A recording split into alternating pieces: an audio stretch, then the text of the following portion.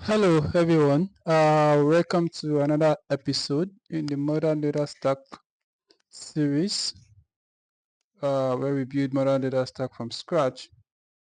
And we've come a long way. And in today's episode, we're going to be talking about Great Expectation as a data validation tool in your modern data stack.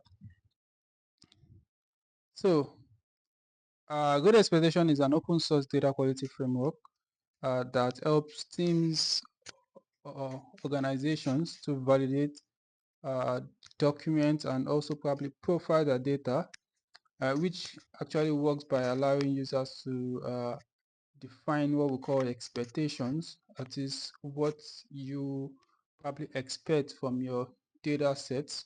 Assertions about that which are typically assertions about your data. For example, you don't expect nulls to be in a particular column or values to be between a particular range in your column, and I want to test whether the data meets those expectations. So good expectation integrates with various data sources, including SQL data source, files, Spark, etc., and supports automated validation in your data pipelines, which promotes data trust and quality within your organization. And having said that, uh, we don't want to spend more time. We're just going to delve into uh, looking at some glossaries in the Great Expectation documentation. Uh, you should know that you have GS Cloud and you have GS Core. GS Core is the open source that you can use uh, freely. GS Cloud, I'm not sure. I don't really have more details about it. They might have some feature. They are just like DBT presets, right? But you should have it in mind that GS Cloud is supposed to be the paid version of Great Expectation. So even you're going to have maybe some part of it to be free. Let's even check it out. This is GS Cloud. GS Cloud overview. Let's see. Let's see. Uh, I can't see pricing. Supposed to be pricing somewhere. Uh, but you can explore and see what is free and what is not free. But what we're going to be focusing on today is GS Core, which is uh, the open source version of Great Expectation. All right, next thing, let's quickly look at some the Great Expectation glossary. So I'm going to go to expectation galleries from here, which is going to open us up to the glossary. See, so this is the glossary, and this is what we should expect out of the box the from Great Expectation, even whether open source or the cloud version, right? So as we mentioned before, it supports several data sources from SQL files and the likes, and these are the different data sources that you can plug into, and you have expectations that are tied to some of these data sources, right? And you can, from here, you can just filter by data source and check. Perhaps your data source is Postgres SQL.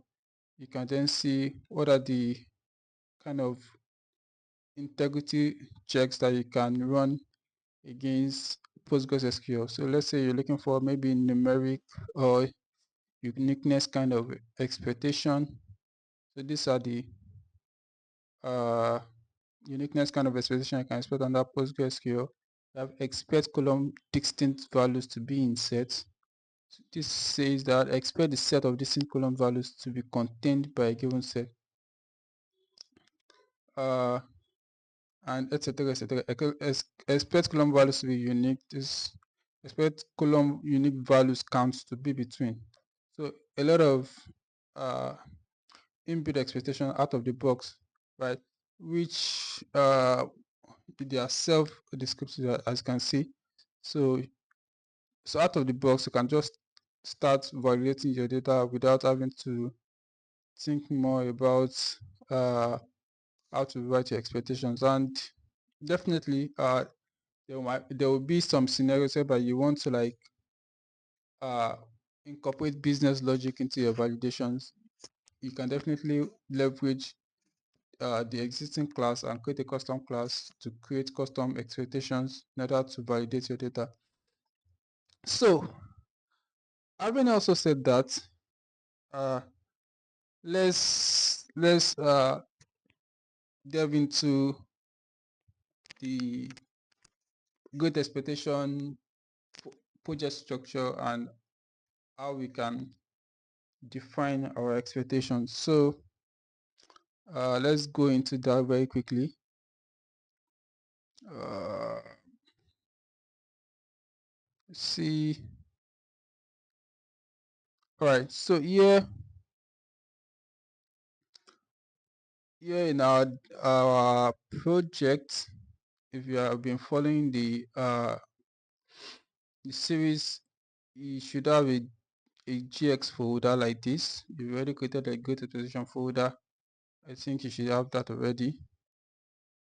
If you don't have that, you can create and then initialize your go to position project. So definitely you would have created a virtual environment, and then you can then pip install good expectations.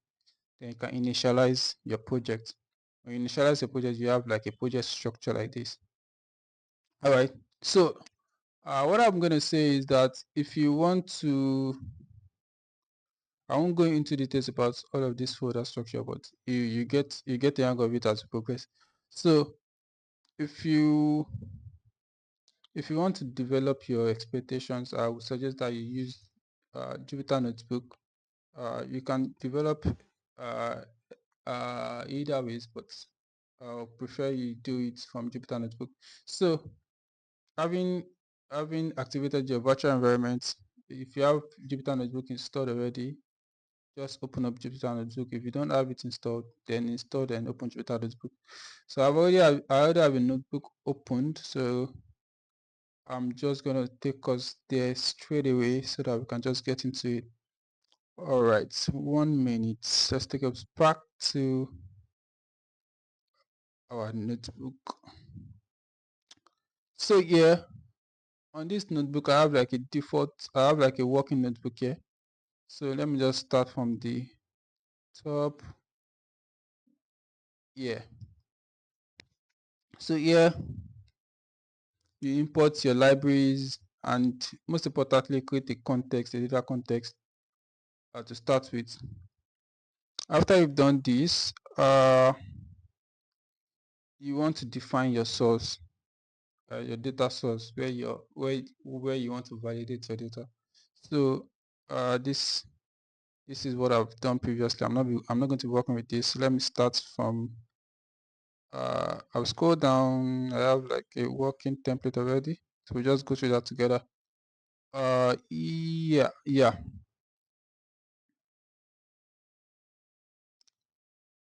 Okay.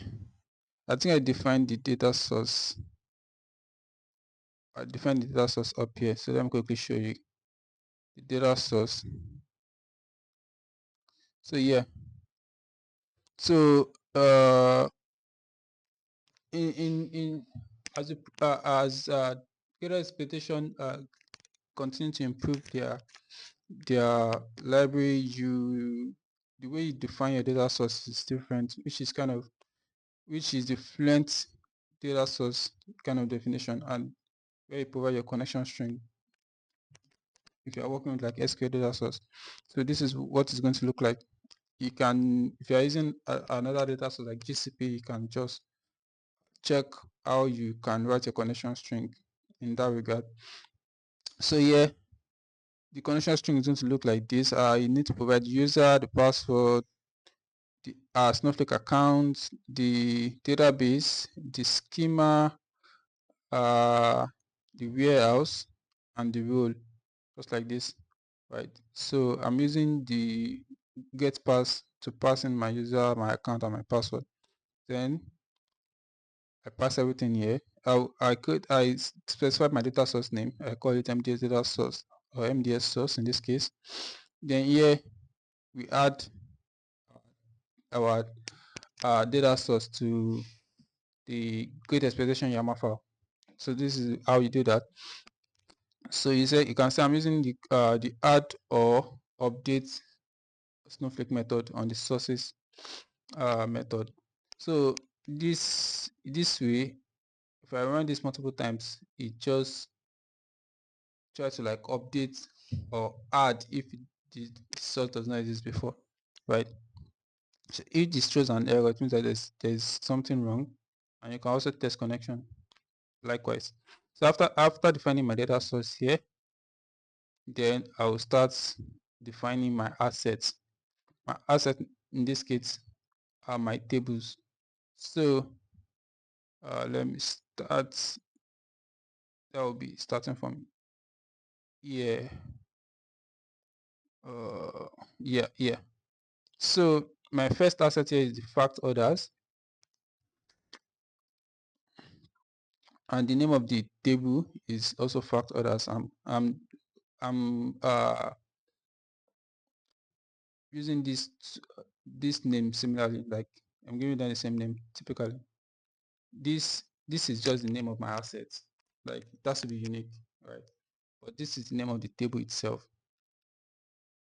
So what I do is like I add table assets to my data source. The data source that I've created earlier, I add it. So just like creating like a metadata for greatest position to work with. So I had to add my table assets, and then yeah, I want to build a batch request because the good expectation perform the validation in batches, and it can be a full batch or it can be a slices of batch. Like this in this context, you are running it on a full table. This validation is being run on a full table. You should have that in mind. Uh, when dealing with fact tables like this, you don't want to run a validation on the entire table, right? You can do like a slice. I'm going to show you what I mean by that. You can do like a slice instead of having to run on your entire table. So like, I didn't have like a key that I can slice with here. I would have done that, but at the moment there's no key at which I can slice with here. So let's say you have like a date key. You can have you can create a slice on that date key such that I can say that I want to run just the recent 10 batches. So what it means that the recent 10 days that you have in your data, that is what I want to run my validation against. So I've defined my batch for my fact orders table here. Also, I'm on the dimension side. I want to do for the dim product table. I'm also adding that set, then building a batch on the dim product because the dim product is like a dimension. You can easily run everything like on the full table. So you can just do that directly as it is here. So next thing is to start building your expectations. So first of all, we need to like create uh, an expectation suit. What we call an expectation suit. Expectation suit is more like okay, a collection of expectation. So expectation suit is a collection of expectations. So that is where your expectations about the data asset goes into play. It's being stored there that okay, this is what I want to check against my data set. So here we're just creating the expectation suits. There is nothing there at the moment. So as you can see here, for the dim product, you can see that you have like an empty list. So there are no expectations yet. So the next thing is to like creating a validator to create expectation interactively.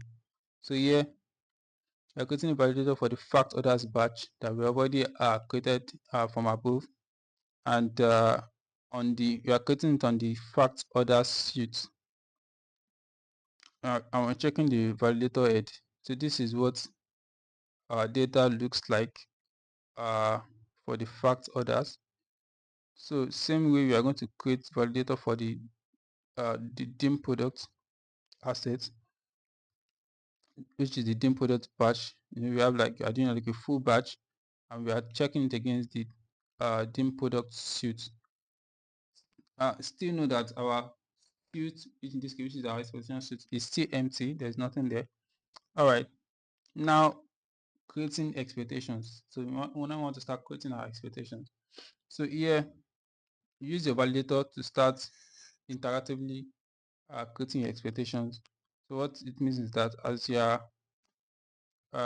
doing that, you can also see the result of your expectations, and at the end of the day, you can then save them. So for instance, this, if I want, remember the validator one is on the fact orders table. So I say expect column values to not be null. And what column am I referencing? Order total in my facts orders table. And if I run this, this is what we get. Start calculating the metrics, and it says success is true. It means I passed the validation. So you can see the metrics. So definitely we have another set of validations. Expect compound columns to be unique. In this case, like we are expecting the combination of order ID and item ID to form a unique uh, attributes in the fact orders table. Another one is expectable count. Expectable count to be between minimum value is 60,000, meaning that uh, I expect that the total record in the fact orders table should be at least 60,000. Now expect column unique value count to be between so I'm saying that the store key column in the fact orders table should the number of unique values of store key should be at least 2. Uh, for the dimension table, which is the dim product, I'm saying that you can say I'm using validator 2 here. Expect column values to be unique. The product key I expect it to be unique. Also, I expect the product key to not have null value. Another thing, I expect the unit price be to not be 0. I expect the unit price in the product table should be at least greater than 0, right? So one thing to also note, one thing that is noteworthy is query based expectation. As far as we have like the normal inbuilt expectation that is just right on columns and stuff like that, query based expectation gives you some kind of flexibility to write dynamic queries to check business logic. So you can just use, just like it works. I see like DBT unit test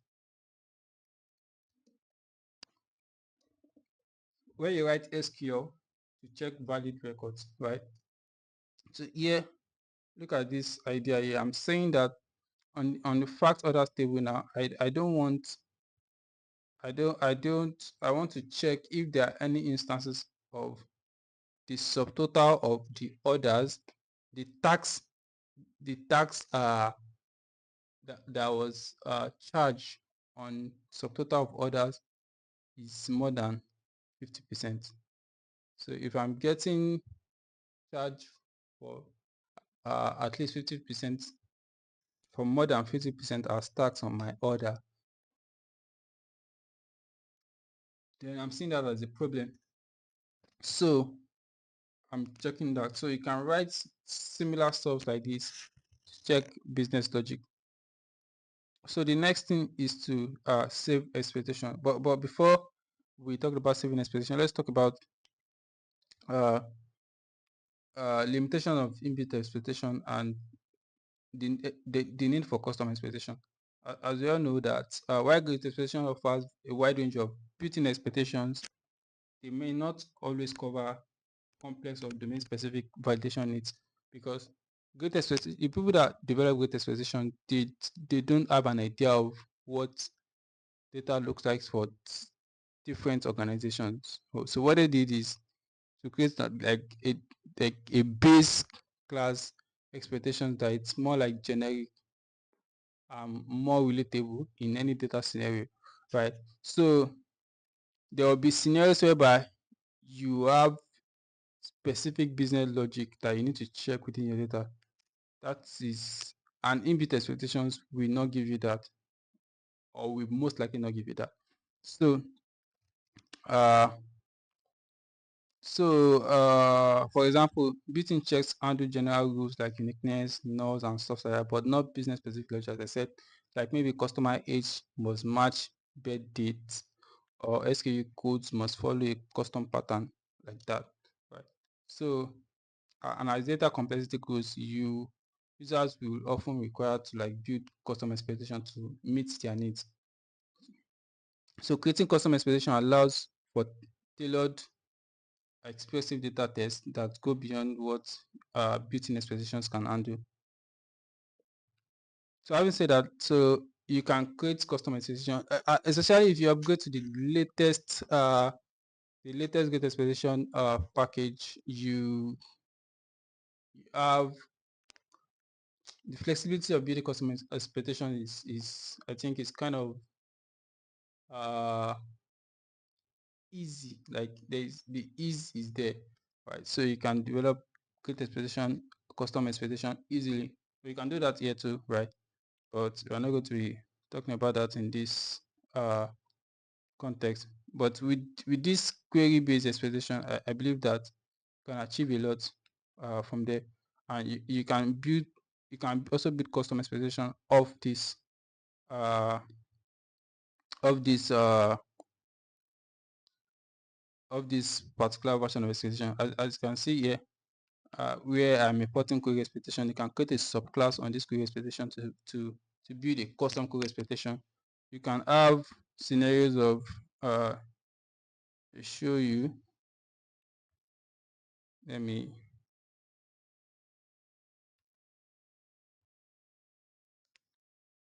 You can have uh, imports. You can have build a custom expectation around column aggregation expectation, column expectation. If you have a specific specific logic on a particular column, you can build it of this column map expectation, column pair map expectation. You can build of all of these expectation classes. So yeah. So moving to the next thing is was to save our expectations. So you run this to save your expectation. So here you say discard field expectation is equals to false. As you are building your using your validator to run against those expectations, some expectation might fail. And not it's not so because you already know uh what you expect from your data, and if you run those expectations and it fails, it means that you need to go and check it and fix it. So when you are saving expectation, you don't want it to discard those ones that fail, because those they are actually valid assumptions about your data. So you don't want it to discard it. So it saves the expectation. Then next thing is to build a validation list. So here you are building for both the fact orders and the dim product batch request. So here we are saying that fact validation list should include fact orders data sets MDS source, and the expectation suite that we have created, which is the fact order suite. So this creates the validation list, and same way for the dim product. Then the next line is the checkpoint. So what are checkpoints? So checkpoint is what you actually now use to that you pass into your DAG. So because the essence of all of this thing is like you want to automate everything. So the checkpoint is what you now pass into your DAG to then run the expectation. Because with checkpoints, it's your DAG can easily draw out the template of your validations, and you can trigger each uh each linkage individually and run the expectation. So by the time we get to the where we put everything together in Airflow, you're going to see how everything fits together. So yeah, using the context that you created, you add or update your checkpoint. Just put a unique name, unless you want it to override something that you have created before. You want to give it a unique name, and everything is going to store in your great expectation project structure. So we are saving for the fact orders that we just created, and also uh, add a checkpoint for the dream product that we just have created. So so you can say I'm creating like a separate checkpoint for the fact orders and the dream product. It might not necessarily have to be the case. You can have a single checkpoint for multiple uh, validations that span different uh, assets. So doesn't you don't have to create a checkpoint for each asset. So it can span for uh, different table assets. So just to point that out. All right, we are just going to stop here. Uh, in this case, we are just going to stop here in this case. So definitely you can run after you run your checkpoint, you want to run maybe data docs to show the result of your expectation of those things, and probably also uh, you definitely want to configure your expectations to be stored in the data warehouse so that you can probably query the result of your expectation and stuff like that. Definitely you can also do all of that. So probably we are going to explain that in another video. So having said that, that will be all we are going to discuss for today's episode. uh, don't forget to like and subscribe and share this video with anybody that's going to have a need for it, your friends, colleagues at work. So that will be it on Great Expectation for today. Next time we're going to be talking about how everything fits together within the orchestrator tool, which in this case is Airflow. So before then, I'll see you in the next video. Have a good day.